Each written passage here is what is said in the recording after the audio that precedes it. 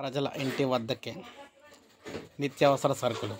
కార్డుదారుల ఇంటి వద్దకే నిత్యావసరాలు. వాలంటీర్ల పర్యవేక్షణలో మరింత కట్టుదిట్టం.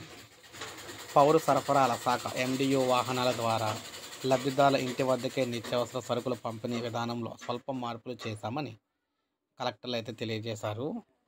ఈ నెల నుంచి గ్రామ వార్డు వాలంటీర్ల క్లస్టర్లలో రేషన్ పంపిణీకి కార్డుల సంఖ్యను బట్టి 5 నుంచి 10 నిర్ణీత ప్రదేశాలను గుర్తించామని పేర్కొన్నారు.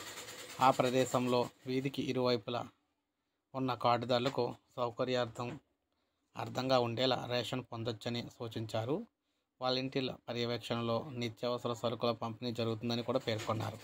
ఇక నుండి రేషన్ పంపిణీ చేస్తున్న వాహన ఆపరేటర్లు క్లస్టర్స్లో పంపిణీ చేసేందుకు ఒకరోజు ముందుగా సంబంధిత వాలంటీర్లకు సమాచారం ఇవ్వాలని స్పష్టం చేశారు.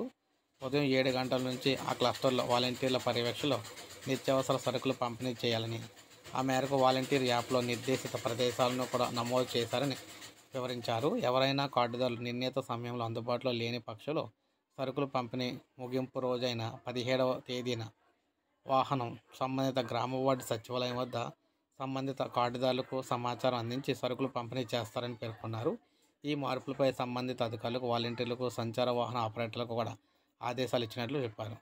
సో ఈ విధంగా చూసుకున్నట్లయితే రేషన్ పంపిణీకి సంబంధించి ఇంటి వద్దకే సరుకులు అందించే విధంగా ఏర్పాటు చేశామని, లేని పక్షంలో 17వ తారీఖున అందరూ కూడా గ్రామ వార్డు సచివాలయం దగ్గర పెట్టేది అక్కడికి వెళ్ళి తెచ్చుకోవాలని చెప్పడం జరిగింది.